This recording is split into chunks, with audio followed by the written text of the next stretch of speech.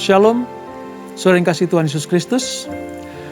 Kembali kita berjumpa di dalam program Bible Study CK7 malam hari ini. Kita akan melanjutkan pembelajaran kita tentang kisah Yakub. Masih di kisah Yakub ya saudara. Kita akan mengenal karakter Yakub berikutnya seperti apa setelah dicap sebagai seorang penipu. Sebagai seorang yang suka akal-akalan kepada kakaknya, kepada orang-orang sekitarnya. Nah, dari pembelajaran kita hari ini, kita akan membaca di dalam Kejadian pasal 29 nanti, di mana Yakub akhirnya sampai di rumah Laban, pamannya.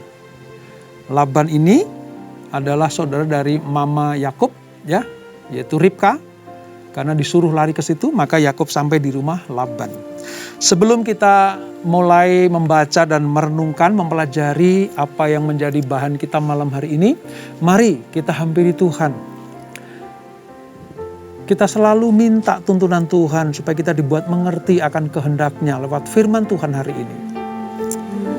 Haleluya, haleluya, kami bersyukur buat kebaikan-Mu. Kami bersyukur buat kasih setia-Mu. Kami berterima kasih buat kasih sayang-Mu Tuhan. Kami berterima kasih buat cinta-Mu. Terima kasih Tuhan. Terima kasih Tuhan. Terima kasih Yesus. Katakan bersama-sama. Terima kasih Tuhan untuk kasih setia-Mu yang ku alami dalam hidupku. Terima kasih Yesus untuk kebaikan-Mu sepanjang hidupku. Terima kasih Tuhan untuk kasih setia-Mu yang ku alami dalam hidupku. Terima kasih Yesus untuk kebaikan-Mu sepanjang hidupku. Terima kasih Yesusku buat anugerah yang Kau beri, sebab hari ini Tuhan adakan syukur bagimu. Sungguh kami bersyukur kepadamu Tuhan. Terima kasih Tuhan untuk kasih setia-Mu yang ku alami dalam hidupku. Terima kasih Yesus untuk kebaikan-Mu sepanjang hidupku. Terima kasih Tuhan untuk kasih setia-Mu yang ku alami dalam hidupku. Terima kasih Yesus untuk kebaikan-Mu sepanjang hidupku. Terima kasih Yesusku buat anugerah yang Kau beri, sebab hari ini Tuhan adakan syukur bagimu. Ya Bapa, Terima kasih Yesus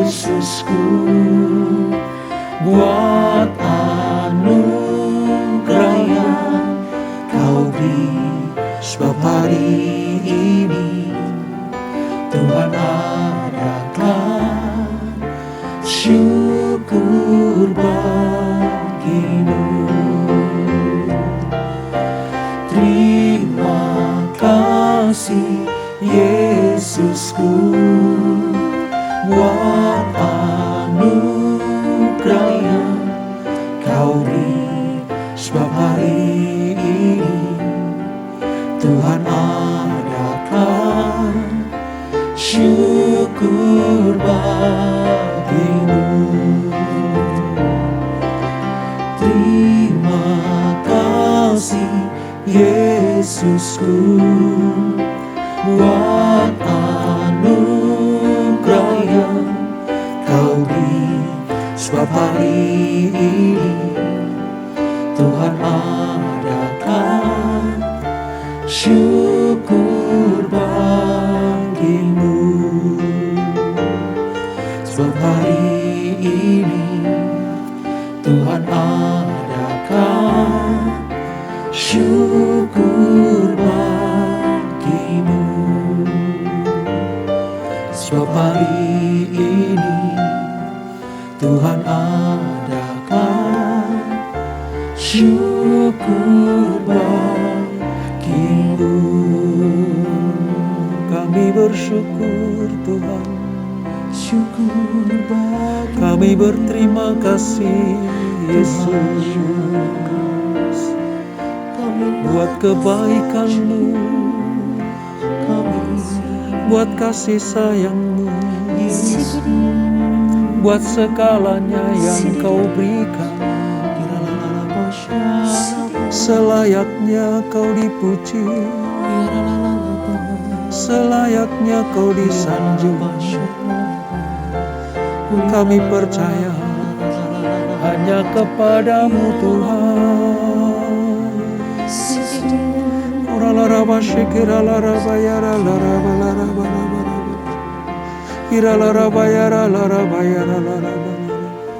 Haleluya.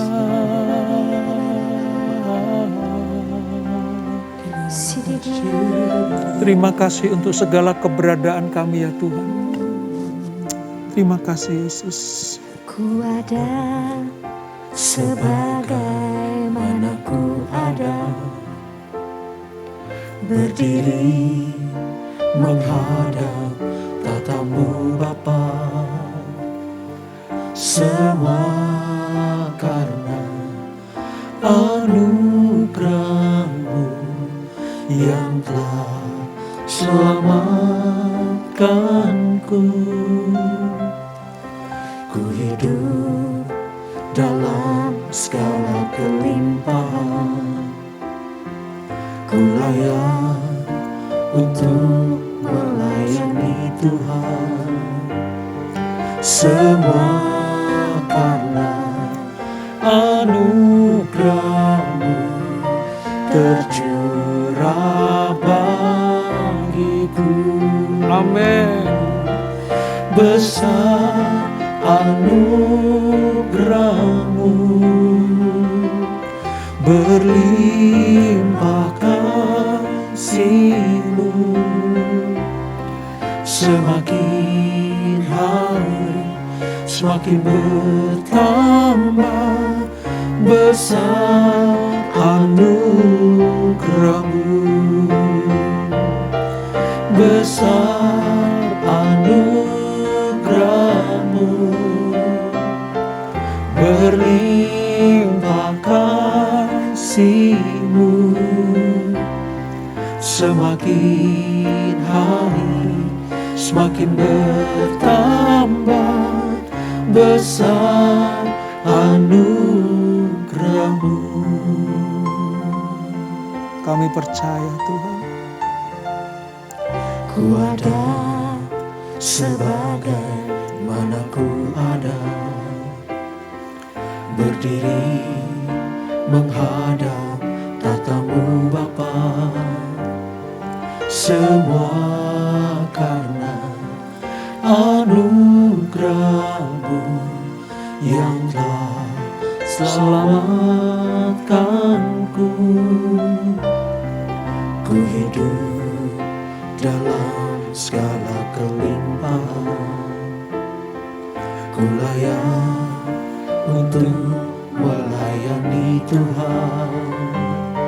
Semua karena anugerah-Mu tercurah bagiku.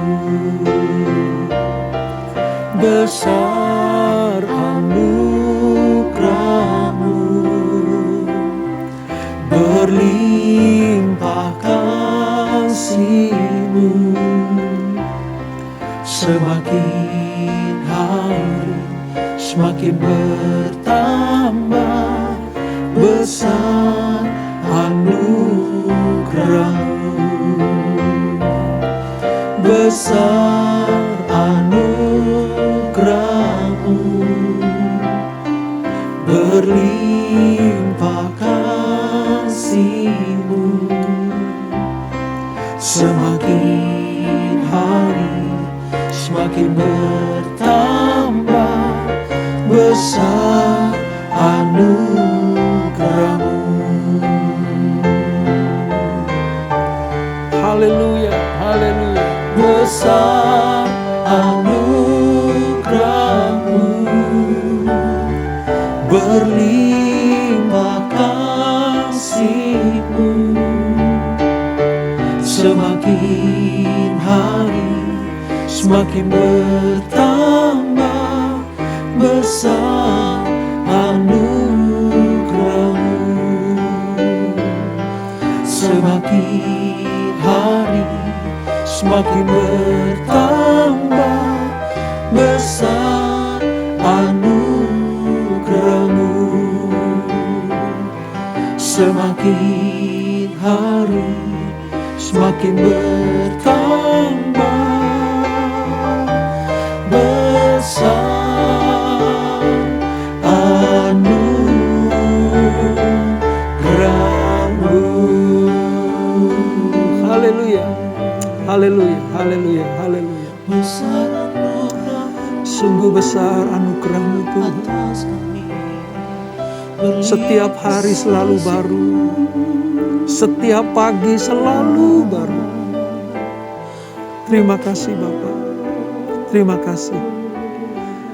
Tidak dapat diragukan lagi bahwa kasih-Mu selalu ada untuk anak-anak-Mu setiap pagi, setiap hari, setiap saat.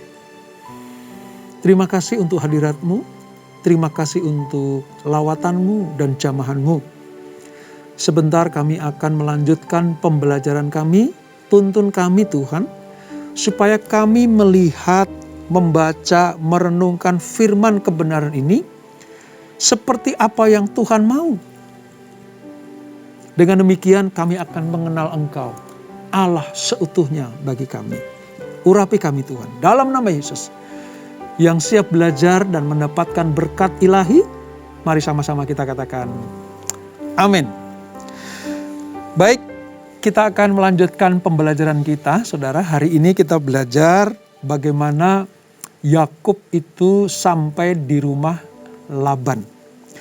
Namun sebelumnya saya akan sedikit mengingatkan kita pada pertemuan sebelumnya bahwa Yakub harus keluar, harus lari dari Esau lalu menuju ke rumahnya Laban, om atau pamannya ini. Di tengah perjalanan dia sampai ke Luz, bermimpi ada tangga dari bumi ke surga, ada malaikat turun naik, lalu Tuhan ada di situ. Tuhan menyatakan bahwa sejak saat itu maka Yakub akan mendapatkan kasih setia Tuhan, penyertaan Tuhan, dan mendapatkan janji-janji seperti yang didapat oleh neneknya Abraham dan bapaknya yaitu Ishak. Nah, ketika dia melarikan diri dari rumahnya untuk menuju ke Mesopotamia ini, saudara, Tuhan menyatakan bahwa setiap langkah Yakub sekarang tidak pakai cara-cara manusiawi, tidak pakai cara-cara duniawi, tetapi sepenuhnya mengandalkan rencana dan rancangan Tuhan. Nah, tibalah Yakub sampai di rumah Laban, tempat yang dituju itu, sesuai dengan perintah bapaknya dan saran dari ibunya, yaitu Ishak dan Ribka.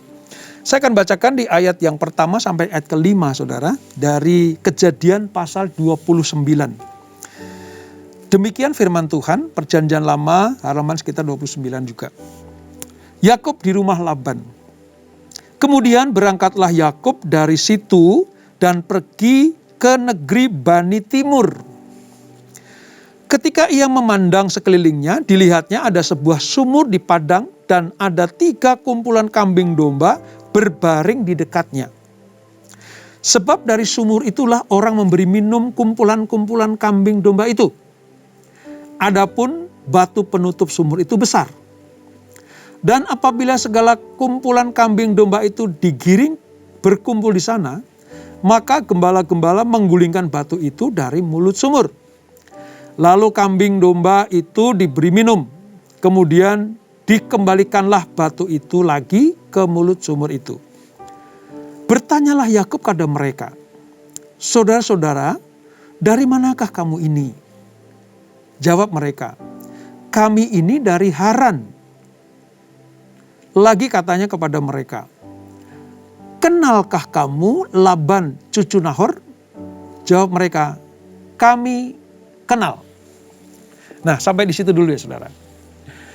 Setelah perjumpaan Yakub dengan Allah di Betel, maka Yakub penuh dengan ekspektasi tentang keberhasilan, tentang pernyataan Tuhan, dan menerima berkat-berkat yang dijanjikan, yang sangat berharga ketika dia mendapatkan di Betel itu. Tapi sebaliknya, saudara, nanti di kisah-kisah berikutnya nanti, Yakub tuh mendapatkan perlakuan yang tidak baik. Ya, perlakuan yang buruk oleh Laban di rumah pamannya sendiri itu.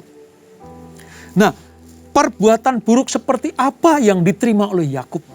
Ya, tadi kita mulai dengan perjumpaan Yakub dengan orang-orang Haran, ya, yang kenal dengan Laban pamannya itu di sumur, sebuah sumur. Nah, seringkali memang sumur itu tempat di mana orang bisa bercengkerama, ya, sambil memberikan minuman kepada ternak-ternaknya, gitu ya. Sehingga apa? Sehingga mereka mendapatkan tempat yang ya sedikit teduh gitu. Dari situlah kebanyakan orang asing bertemu. Karena para pejalan kaki di padang belantara atau padang gurun itu, saudara, yang tempat yang paling nikmat, paling asik ya untuk beristirahat itu di wilayah yang ada sumurnya. Bisa melepaskan dahaga, haus ya, kelelahan ada di situ. Nah, singkat cerita, di sumur itulah orang-orang Haran ini ditanya sama Yakub, "Kalian orang mana?" "Kami orang Haran." "Apakah kau kenal Laban, ya, cucu Nahor, anak Nahor itu?" "Ya, kami kenal." Nah, seketika itu juga, maka singkat cerita Yakub sampai ke rumah Laban. Ya. Nah, ketika terjadi pertemuan itu, saudara, itu sebuah pertemuan keluarga sebenarnya. Pertemuan yang tidak dinyana-nyana oleh Laban. Kalau Yakub kan jelas memang menuju ke situ. Tapi keluarga Laban kaget. Zaman dulu kan belum ada alat komunikasi ya, saudara. Si Ribka, mamanya Yakub, telepon dulu kepada saudaranya atau Laban itu, "Nih, keponakanmu mau datang, ya, tolong disambut." Nah, itu zaman sekarang ya. Zaman dulu enggak. Ya. Nah, ketika mereka dikagetkan dengan kehadiran Yakub, saudara, ini Laban sekaligus kaget dan juga apa? Terheran-heran dan bersyukur. Apalagi ketika Yakub memperkenalkan dirinya, dia adalah anaknya Ribka, saudara dari Laban itu. Wah, bersukacitalah Laban ini, saudara. Dan di tengah-tengah sukacita itu, Laban memiliki anak-anak yang cantik, gadis-gadis yang cantik. Ya. Ada yang namanya Rahel, ada yang namanya Lea. Nah, singkat cerita, waktu ketemu dengan Rahel, saudara, ini Yakub langsung jatuh hati. Langsung jatuh cinta, saudara. Kenapa? Karena memang elok parasnya, cantik, ya, cantik sekali. Dan Yakub lalu menaruh hati kepada Rahel. Waktu diutarakan kepada Laban bahwa dia sangat mencintai Rahel, Laban itu ternyata paman yang licik pula. Jadi ini orang yang licik ketemu mantan orang licik, saudara. Karena Yakub kan udah mulai bertobat ya, lewat penyataan Allah tadi. Ini mau dilicikin nih. Laban tahu bahwa Yakub sangat mencintai Rahel. Ini adik dari Lea. Ya.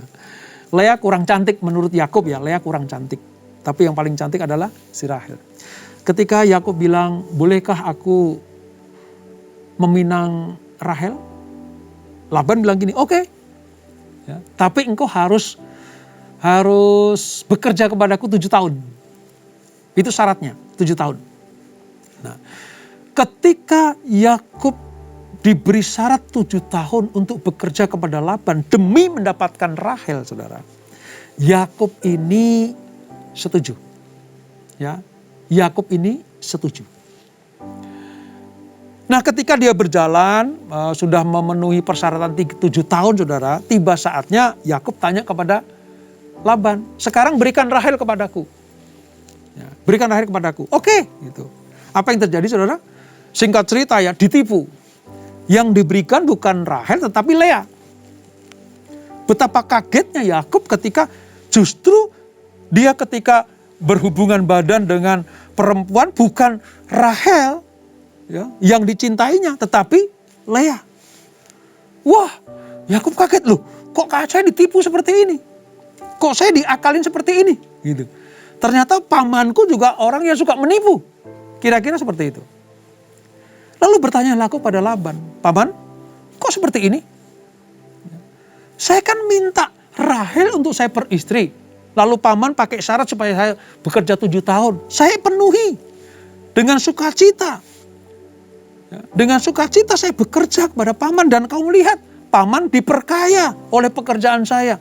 Paman semakin diperkaya dan saya berhasil dalam pekerjaan. Dan setelah 7 tahun saya minta upahnya yaitu Rahel. Kok malah ditipu? Saya dikasih Lea. Gitu. Dasar penipu, saudara. Laban bilang gini, Yakub, ya Lea memang saya berikan kepadamu. Oke lah, ya coba kamu sejenak bersama dengan Lea. Nanti setelah lewat beberapa hari, aku akan berikan Rahel kepadamu. Oke ya, jangan tipu lagi ya. Iya, saya akan berikan padamu. Tapi ada syaratnya lagi. Wah ini saudara, ada syaratnya lagi. Sebutkan syaratnya apa?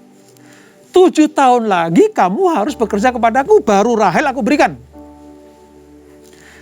Lalu tanpa berpikir panjang, Yakub menyetujui ya saudara. Oke, saya akan ambil itu. Yakub bekerja 7 tahun yang kedua untuk mendapatkan Rahel, saudara. Ada sebuah pertanyaan besar buat kita semuanya. Apa rahasianya dari diri Yakub yang biasanya menipu dengan tipu daya dan menerima segala sesuatu pelayanan dari mama tercinta, kini harus tahan untuk memikul tugas dan tanggung jawab yang berat walaupun ditipu sekalipun. Kenapa Yakub diam saja, saudara?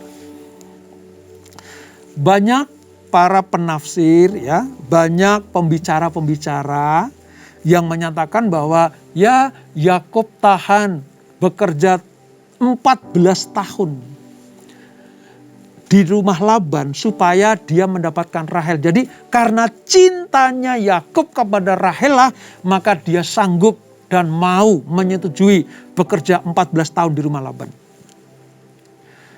Tapi menurut saya saudara, bukan itu alasan yang tepat. Bukan karena cintanya kepada Rahel lah yang membuat Yakub itu tahan bekerja 14 tahun untuk mendapatkannya. Lalu apa? Menurut saya pribadi, perjumpaan dengan Tuhanlah yang membuat Yakub mengalami providensia dari Allah. Membukakan berkat-berkatnya demi berkat untuk menerima perjanjian ilahi yang kekal itu.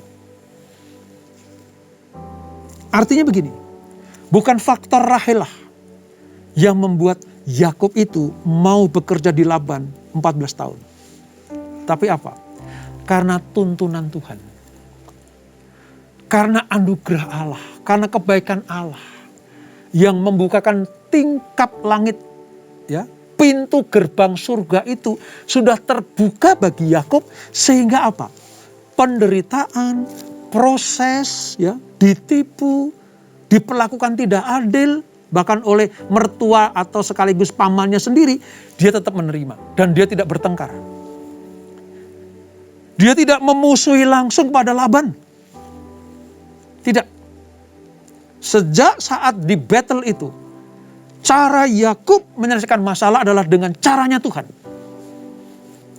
Sejak pertemuan, ya, di rumah Allah, Bait El itu, Yakub sudah memiliki strategi ilahi.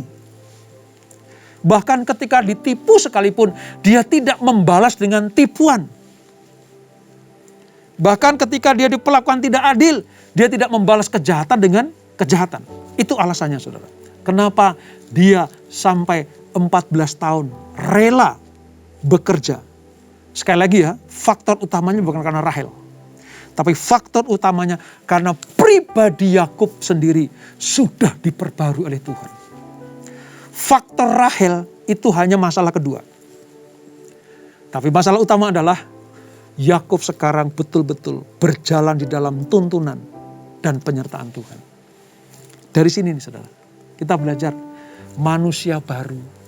Ya, manusia baru yang sudah diperbaharui, yang sudah mendapatkan janji-janji berkat, janji-janji penyertaan. Maka diperlakukan tidak adil sekalipun, dia tetap tidak membalas kejahatan dengan kejahatan. Dia dengan sepenuh hati loh, sepenuh hati, 14 tahun loh, sepenuh hati. Dari pihak Laban, dia mempergunakan 14 tahun itu untuk memeras Yakub. Untuk memeras tenaga Yakub. Supaya mendapatkan keuntungan yang berlimpah-limpah bagi Laban pribadi. Ya, itu dari segi Laban. Tapi dari segi Yakub, dia sedang diproses Tuhan. Dulu penipu, sekarang ditipu orang.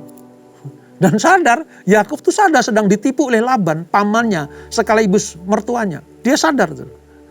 Tapi dia diam saja. Dia menyerahkan semua keadilan, semua keputusan, semua pembalasan hanya kepada Tuhan. Pelajaran buat kita, saudara. Kalau saudara diperlakukan tidak adil, atau mungkin sampai ditipu, ya, kalau sampai Tuhan memproses saudara, jangan membalas kejahatan dengan kejahatan. Mungkin tipuan Laban itu kepada Yakub itu karena dampak dosa tipu menipu Yakub. Mungkin bisa saja. Itulah sebabnya kenapa Yakub berdiam diri, menyetujui syarat itu. Bisa saja dia mengambil Rahel dengan kekerasan. Karena apa? Dia punya dasar, ada legal standingnya bahwa perjanjiannya setelah aku bekerja 7 tahun, maka Rahel akan menjadi milikku. Bisa saja ngotot seperti itu. Tapi Yakub tidak. Setelah menjadi manusia baru, dia sepenuhnya menyerahkan keputusan kepada Tuhan. Sebab hanya anugerahlah yang dari Tuhan itu yang membuat perjalanan dan kerja seberat apapun selama ini jadi seolah-olah tidak berarti. Yakub sudah menikmati apa yang harus dia kerjakan. Mungkin Yakub bilang begini dalam hatinya, ya aku ditipu karena dulu pernah menipu. Sudahlah, mungkin ini cara Tuhan memproses aku. Ya aku dulu akal-akalan kepada kakakku di rumah bapakku. Sekarang mungkin aku di rumah pamanku, aku diakal-akalin. Ya sudahlah. Ya. Aku mau tunduk taat kepada Tuhan saja. Sebab dia adalah sang sutradara dalam kehidupanku. Nah, perubahan drastis dari Yakub inilah saudara. Yang nanti membuat Tuhan itu semakin menyatakan kasih dan cintanya kepada dia. Allah sedang melihat bagaimana kalau terjadi proses seperti ini. Bagaimana kalau engkau dibalaskan dari penipu sekarang ditipu? Tuhan pengen lihat itu. Tuhan pengen tahu apa reaksi Yakub. Dan puji Tuhan, Tuhan melihat Yakub diam, tenang, ya, tidak memberontak dan tidak melakukan hal-hal yang potensi kepada dosa, tidak. Tapi dia menyerahkan semuanya kepada Tuhan. Dan saya mau katakan, Yakub mendapatkan apa yang dicita-citakan. Nah, mari kita lihat saudara, di dalam Kejadian 29 ini, ayat 15 sampai 20. Intinya bahwa, sekali lagi ya, ketika melihat Rahel itu jatuh cintanya luar biasa. Jatuh cinta luar biasa. Tetapi kepada Lea yang terpaksa diberikan Laban kepada Yakub untuk menipunya itu, kurang mencintai. Yakub kurang mencintai Lea. Nah, nanti di perjalanan berikutnya saudara, Tuhan berkar-perkara dengan luar biasa juga. Bahwa dari dua perempuan ini, nanti ditambah dua gundik mereka.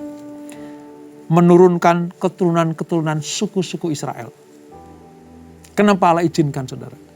Karena sekali lagi, perubahan drastis dari Yakub.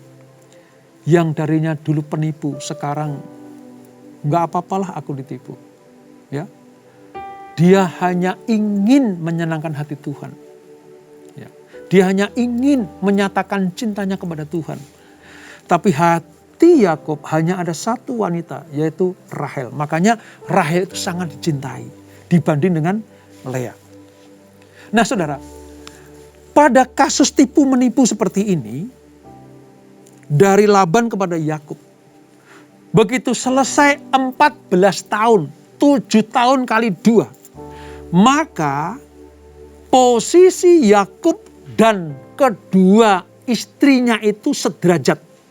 Artinya sekarang sama-sama. Aku bukan budak lagi terhadap Laban. Aku bukan pekerja Laban lagi. Karena aku sudah melakukan tugasku dan aku mendapatkan upahnya. Jadi sudah tidak ada lagi hamba dan tuan di situ. Terhadap Laban, Yakub sudah sejajar. Bukan tuan dan budak lagi. Dua istri Yakub, yaitu Lea dan Rahel, juga pada posisi yang sejajar. Dua-duanya menjadi istri yang sah. Karena diambil oleh Yakub.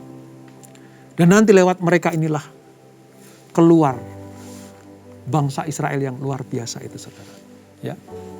Nah, kepada Yakub Allah sedang menyatakan kehendaknya. Ya, kamu mulai sekarang harus ikut taat patuh kepadaku. Supaya apa? Supaya apa yang aku janjikan kepada Abraham, Ishak, itu tergenapi juga di dalam kehidupan kamu. Artinya kepada Yakub.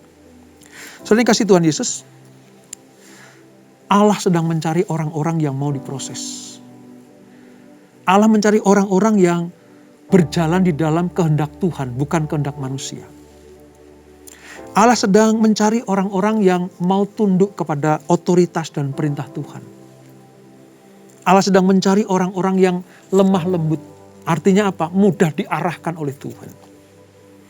Kalau kita melihat ayat-ayat berikutnya nanti saudara, pelajaran berikutnya. Yakub itu memiliki hati yang lemah lembut sekarang. Mudah dibentuk. Mudah diarahkan oleh Tuhan. Pantas saja nanti dari kehidupan Yakub ini, ya, Allah betul-betul menggenapi janjinya. Allah betul-betul menggenapi janjinya kepada Abraham dan Ishak. Bahwa Yakub memang pantas untuk mendapatkan berkat perjanjian itu. Mari renungkan saudara. Mungkin hidup kita pernah rusak dulu. Hidup kita mungkin pernah mengecewakan Tuhan. Penuh dengan dosa, tipu-tipu, dusta-dusta, atau jalan-jalan yang tidak lurus.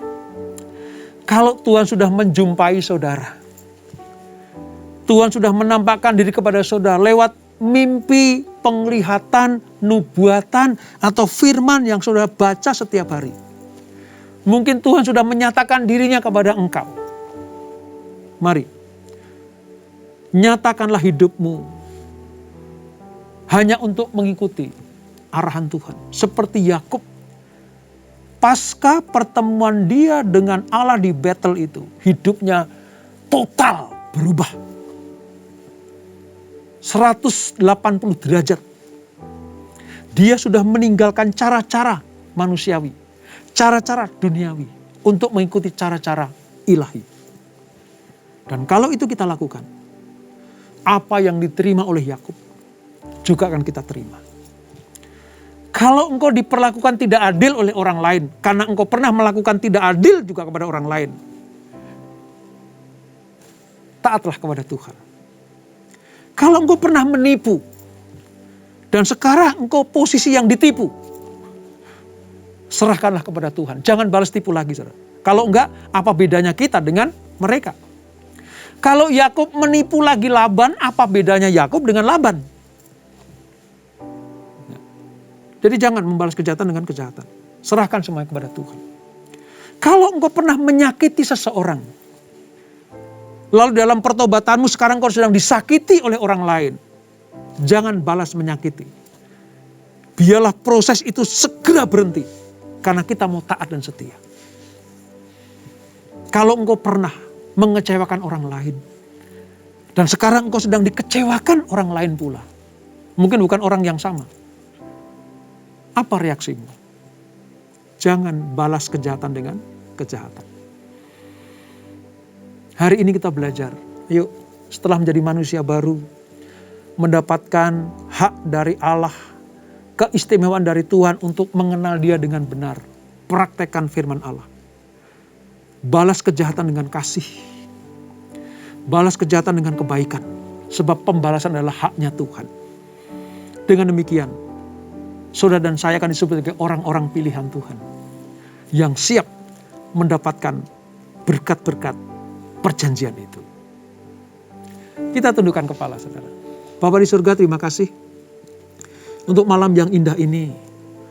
Kami mengerti sekarang, setelah menjadi manusia yang baru, Yakub berjalan di dalam tuntunan dan pernyataan Tuhan.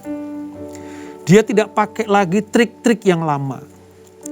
Dia tidak pakai lagi cara-cara yang lama, yaitu cara-cara penuh tipu daya. Sekarang dia menyerahkan semuanya ke dalam tangan pemberian Tuhan. Seperti ketika dia ditipu oleh Laban, diakali oleh Laban mengenai Rahel dan Lea. 14 tahun Yakub harus bekerja bagi Laban. Dan Yakub melakukan dengan setia, taat, tidak bersungut-sungut. Bukan karena faktor Rahel. Bukan karena faktor istrinya itu. Tapi faktor ketika Yakub sudah ketemu sama Tuhan di Betel. Ternyata setiap kali anak-anak Tuhan bertemu dengan Tuhan, memandang wajah Tuhan, ada dalam rumah Tuhan, ada dalam persekutuan yang indah dengan Tuhan, maka semua anak-anak Tuhan akan diubah menjadi baru. Hati yang baru, karakter yang baru, sifat-sifat yang baru. Sehingga ketika dilakukan kejahatan kepadanya, dia tidak membalas kejahatan dengan kejahatan. Karena dia tahu, pasti proses dari Tuhan mendatangkan kemuliaan dan kemenangan. Ingatkan kami ya Tuhan lewat firman ini supaya kami melakukan seperti apa yang Yakub lakukan. Terima kasih Bapak, berkati anak-anak-Mu. Berkati semua yang hadir pada saat ini, yang mendengarkan, yang join dalam Bible Study CK7 ini. Berkati Tuhan, berkati gereja-Mu, berkati seluruh umat-Mu, supaya mereka memiliki karakter yang baru, yaitu mengasihi Tuhan, mengasihi sesama. Maka berkat-berkat Allah akan dicurahkan untuk kami semuanya. Berkati rumah tangga mereka, berkati pekerjaan mereka, berkati pelayanan mereka, berkati kesehatan mereka, berkati anak cucu mereka. Kami percaya anak cucu orang benar tidak akan pernah meminta-minta roti. Artinya anak cucu orang benar pasti diberkati Tuhan. Sebelum kami tinggalkan acara ini, kami siapkan hati kami, terima berkat yang daripadamu. Kekasih-kasih Kristus arahkan hatimu kepada Tuhan. Terimalah berkat kasih anugerah dari Allah Bapa di surga, di dalam anak yang tunggal Tuhan Yesus Kristus, dan persekutuan manusia dalam Roh Kudus menyertai kita semuanya. mulai saat ini sampai Maranatha. Tuhan datang untuk yang kedua kali menjemput kita semuanya. Bertemu di awan-awan yang permai. Menikmati kemuliaan kekal sampai selama-lamanya. Yang diberkati, sama-sama kita katakan, amin. Tuhan Yesus memberkati.